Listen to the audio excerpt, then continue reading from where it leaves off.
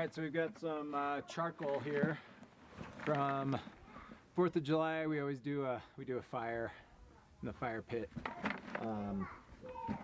We keep some charcoal, so charcoal is always good. We'll give this to the pigs. We gave them some on Friday, the day after the 4th. I'm just going to sprinkle a little more into their food. And then we can always just throw this log out there with them, and they'll mess around and eat it and just play with it over time. So, a little bit of charcoal for these piggies. I'm also going to put some DE, diatomaceous earth, and some kelp in here. We'll mix all that in just to kind of give them a vitamin boost here. There's some DE. Usually we leave DE and kelp. And no, I don't measure it. I think there's a certain amount you're supposed to add in. I don't measure it. We usually have a free range dish out there with DE on one side and kelp on the other. We've done it a few times this year. It's just the pigs just go through it so quickly. We're not keeping on top of it, so it's just easier for me to mix it into their feed, so that I know that they're getting it. Kelp.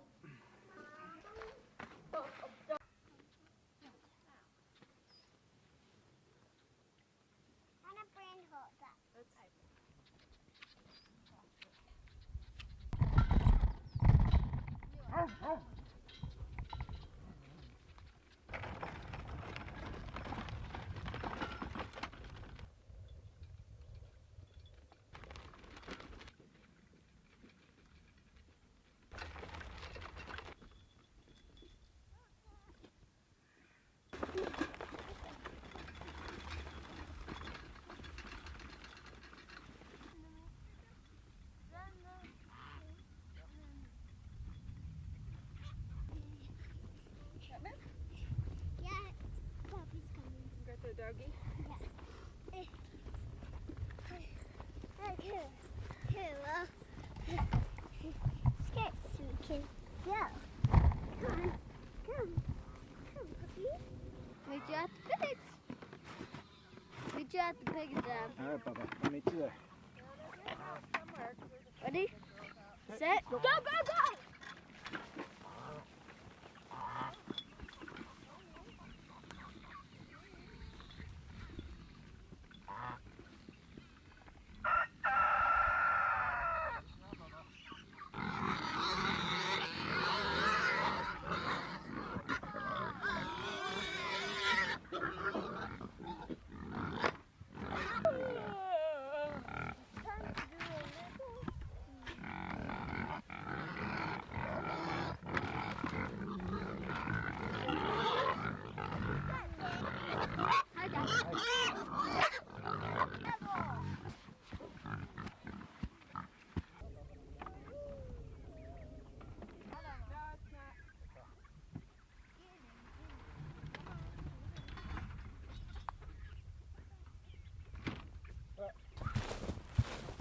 Evie, come bang on this.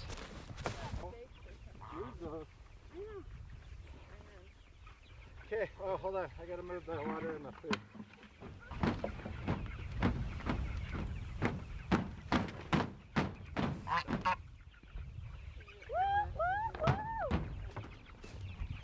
Last day on this.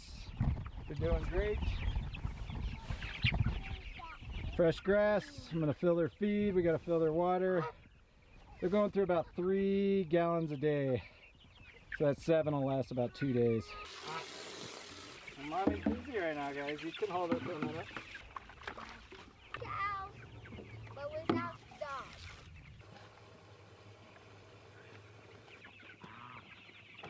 Alright, so fresh grass, fresh water. That king feeder's full. They're going through, man, they're going through about I'd say 3/4, half to 3/4 of a 5-gallon bucket a day of feed. So they are going to town. They're getting close enough, big enough to where we'll let them out of this tractor eventually. So we've got the next gen hens and see, these next gens are still small enough they're getting out of the net, so they can get out.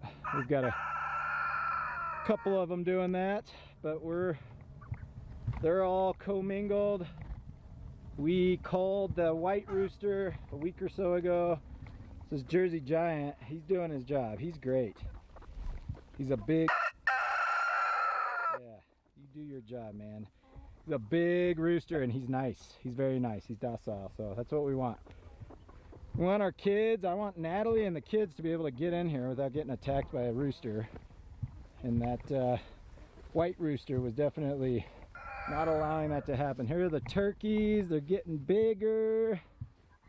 Some of them, that one's a little, she's a little one.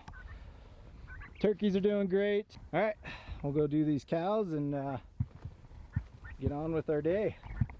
All right, it is Monday, July 8th. Somehow the 4th of July came and went, it flew by. I think I've said this multiple times, but our joke, our family joke is it's like, once the 4th hits, it feels like summer just, all of a sudden it's Halloween, you know? Not really, hey, but hey, preseason, right? Football, preseason starting next month, so I can't believe that's already here.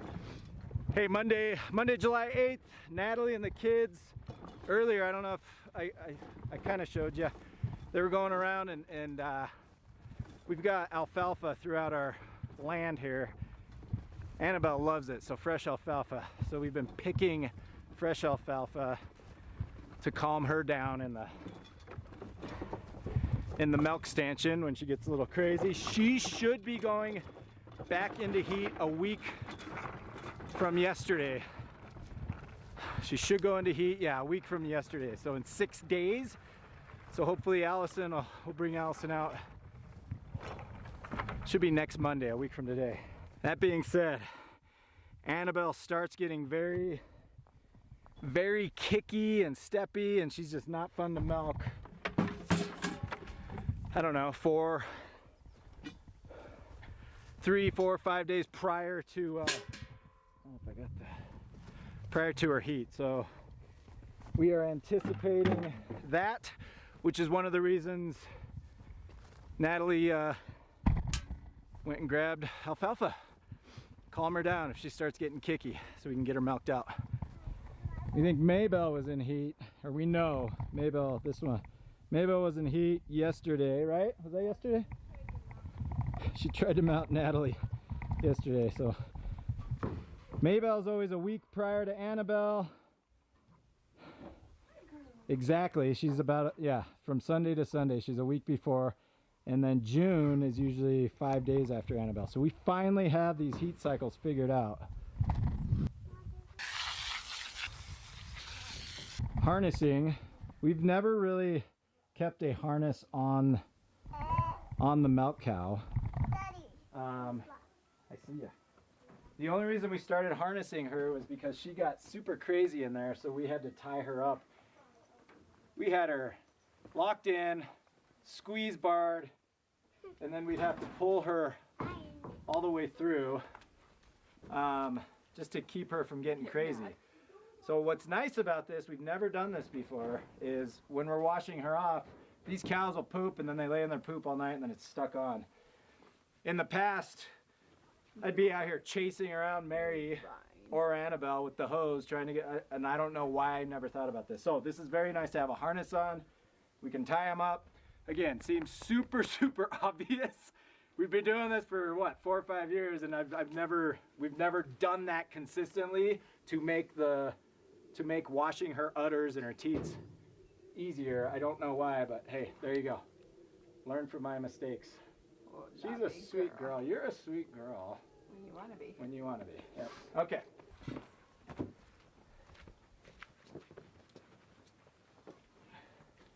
Oh, it's Good hot. girl.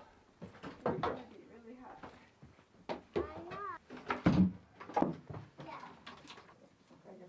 Where's your jacket?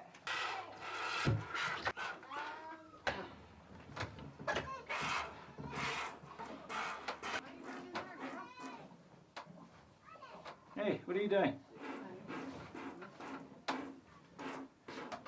What are you doing? It's nighttime. She's freaking out. Can you grab her? over there, or no?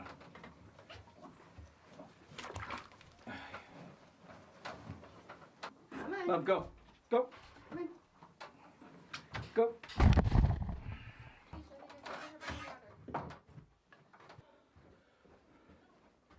Go.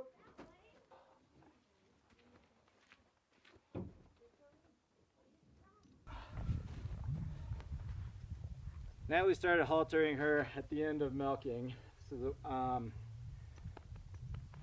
super important. We did not do this the right way. Usually with calves, we're haltering right away. What? I don't know what you're saying. You need to come get it.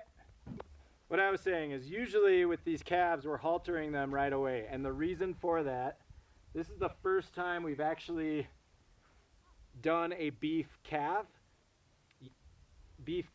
Usually we're beefing our calves from our milk cows. So we've just been, you know, for years we got Mary pregnant, she had a cow, and that was our beef. Well, with the calf there, we're always haltering from day one and bringing in the calf with the mama so that they're not freaking out while we're milking them. So by default, we were doing that. Well, with this one, we never did it. We never handled her because this is the first year we've done an actual beef mama. So Junebug was Mary's, and we planned on her being a beef, but she was so docile. And actually, Kyle, my brother-in-law, kind of talked me into it, like, hey, why don't I have a beef mama and then a Jersey mama? So that was our goal a year ago. We were just gonna beef June and then keep AIing Mary for A2 Jersey. Well, that whole thing didn't pan out. We had to end up putting Mary down because she just didn't get pregnant. We tried doing Jersey with Annabelle. That has not worked. All that being said, I'm going on a huge tangent here. So my point is, we did not halter her from the beginning because there was no need. We just let the cows be cows, right? She'd get on her mama. There was no need to bring June in because we're not milking her and we're not haltering this one. The challenge with that, the problem with that is I'm the one that's going to put her down. So I need this to be okay because I'm up close and personal. We use a captive bolt, so I'm right here. You know, I am this close to her when I'm putting her down. And I'm touching her head just like this. So this has to be normal, and we just got out of the habit. So we started haltering her. I need to just come over here and pet her and play with her so that she's used to me. So again, just something to think about if you're running beefs and milk. Don't forget to make sure your beef calf is used to you. Otherwise, I can't even imagine, you know, chasing her around trying to put her down come slaughter, come harvest day. So anyways, I hope all that made sense.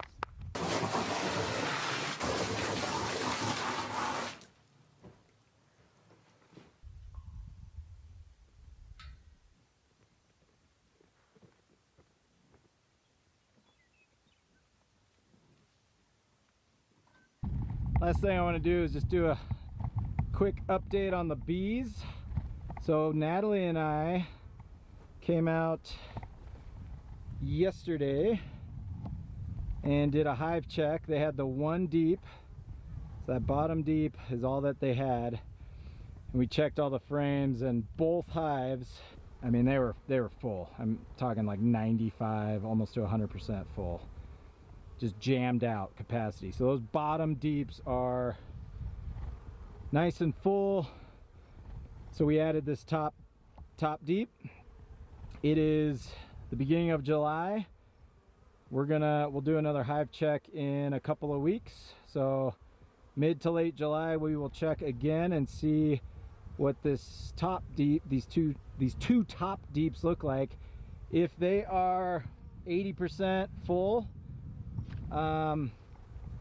or when they become 80% full, then we will go ahead and add a honey super on top, and maybe we'll get some honey this year. It'd be great. We could harvest some honey. So, but the main thing is we want we want these bees to have enough food to last through the winter. So we want both of these deeps, this bottom and this top deep to be completely full, so that these bees can survive the winter. I think the other thing I'm going to do is I'm going to rearrange this bale system here. I will probably raise, I think I'll bring this guy in. I'm going to bring this guy in. Obviously we're not using this hive, so we just have the 2 hives. So I'm going to horseshoe this thing, and then I'm going to go 1 or 2 bales higher just to give them more cover, so that they're out of the wind, the snow, and all of the elements this winter. So yeah, good news. I mean, super excited to have bees again. We unfortunately we kind of I guess the challenge with bees is they're going to do their own thing, right? But you do need to maintain and make sure that they've got enough space. You know, we were probably very close to losing these bees if they didn't have any more space to do what they need to do, right? Which is make honey. So we added that second brooder. I'm sure they're in there, or that not brooder, second deep. We added that second deep. I'm sure they're in there doing what they need to do, and again, we'll check them in 2 weeks. So it's time to go. Hope you guys have a wonderful week. Happy mid-July already somehow. We'll catch you all next time. Thanks.